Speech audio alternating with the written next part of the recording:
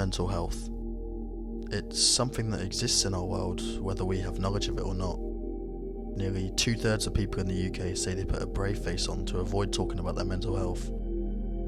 As time goes on, it's becoming more apparent that nobody knows someone like they think they do.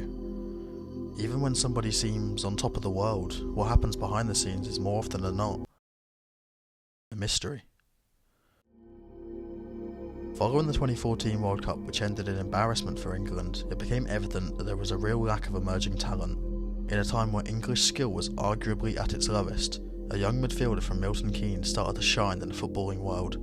Tottenham Hotspur noticed this and signed him for £5 million, and for the next 4 years it seemed like nothing could stop him. However, he never grew into the player he should have been, and behind the scenes, unbeknownst to everybody, mental health took over.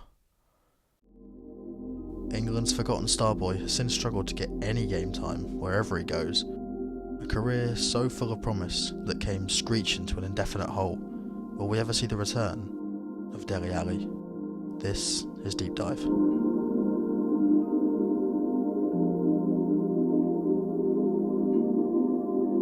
Dele was born in Milton Keynes in 1996 and from a very early age began playing for a very new side at the time in MK Dons.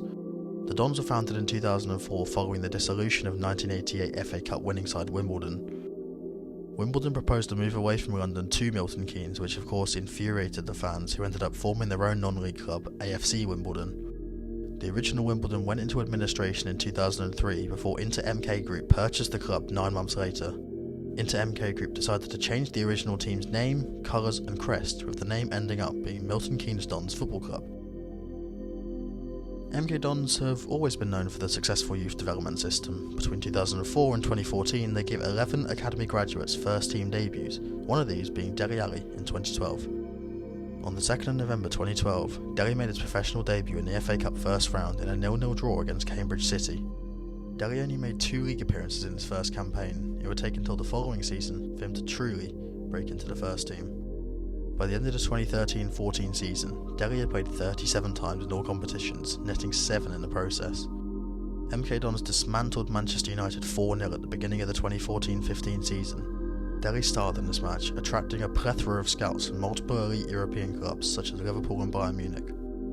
Tottenham Hotspur was the eventual destination for Dele, signing for £5 million in the final few hours of the 2015 winter transfer window.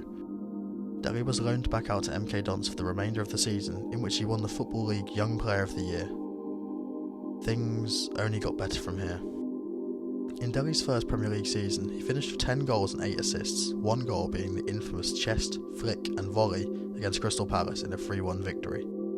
Not only that, but he also swooped up the PFA Young Player of the Year at the age of 20 in his first campaign at the top level. The following season, he changed his shirt name from Ali to Dele, stating that the reason for the change was because he had no connection with his legal surname due to his separation from his mother. This didn't seem to affect him too much, as he won a consecutive PFA Player of the Year award for his stellar 2016-17 season, in which he scored 18 Premier League goals, assisting 9 times, whilst also making his Champions League debut.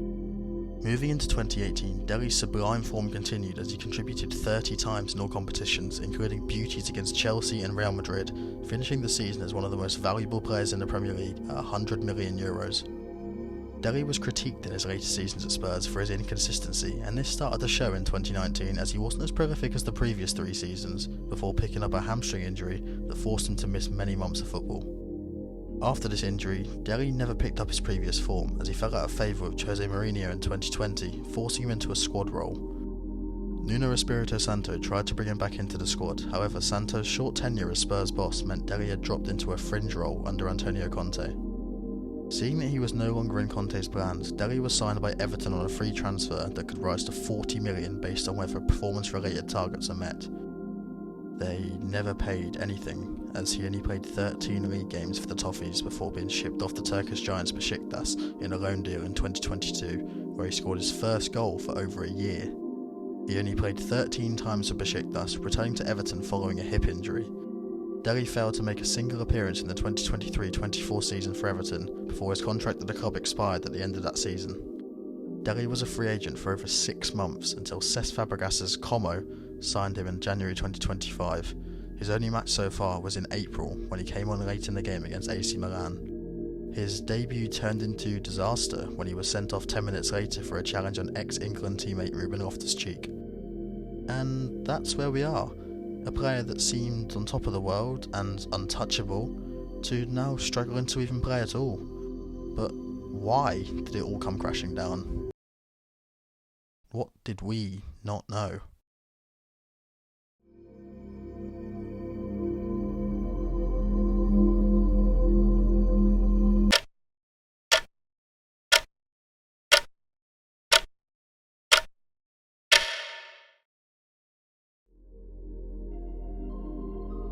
As previously mentioned, nobody quite knows another person's life unless they speak. It's extremely difficult for people to feel comfortable enough to speak about any personal issues, with just 49% of people in the UK being comfortable to speak in some way about their mental health. Us as fans had little to no inkling that anything was amiss in Dele's life, with the only real public knowledge of his personal life for much of his career being his separation from his mother. So when Dele appeared on the Overlap in 2023, I don't think anyone was expecting what he was about to share. I'd like to believe the footballing world was stunned with some of the things revealed in this episode. I will run through the most important points in the next few minutes, alongside some real-world statistics relating to what was said. Following Dele's return from Turkey, he checked himself into rehab for 6 weeks, saying that inside, I was definitely losing the battle, and it was time for me to change. Between April 2023 and March 2024, over 300,000 people aged 18 and over were in contact with drug and alcohol treatment services, rising 7% from the previous year. Dele began to take sleeping pills to deal with his trauma, sometimes starting at 11 AM on his days off, stating that his troubles had been going on for a long time and that he was trying to hide away from it.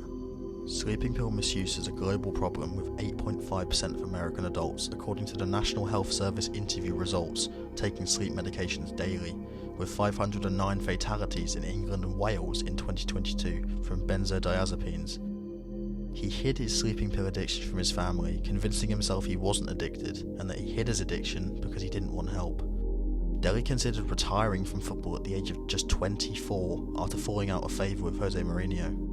A study by Coventry University found that 26% of active professional footballers reported experiencing anxiety and or depression, which in turn often leads to potential retirement or a severe loss of form. Dele felt betrayed by his biological parents and didn't want anything to do with them, and that he couldn't keep the relationship with them. According to Stand Alone, around 1 in 5 families experience estrangement, where a family member is no longer in contact with their parents, with a common reason for estrangement being domestic abuse.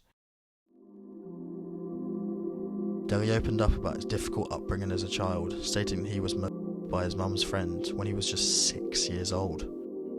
NSPCC research of 2,275 11 to 17 year olds has shown that approximately 1 in 20 children are sexually abused. Dele started smoking at the age of just 7 and started dealing drugs at 8, riding around on a bike with drugs underneath his football. There isn't even any available statistics for these age ranges regarding smoking and drug dealing, which shows how truly shocking these events are in one's life at a barely believable age. Eventually being adopted at 12 years old, Dele has had one of the most traumatic childhoods I've personally ever researched. And yet, nobody knew.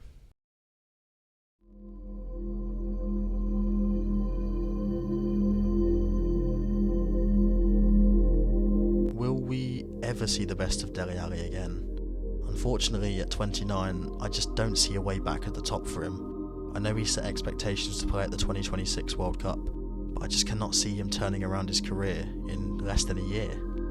It's clear to see Dele has been affected greatly throughout his career, and it eventually all caught up to him as soon as he was out of the spotlight.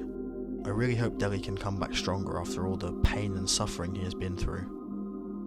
Mental health is everywhere. It doesn't matter where you look, who you speak to, what you're doing, where you are, check up on people. It's okay to not be okay, but staying silent only limits your pathways for help.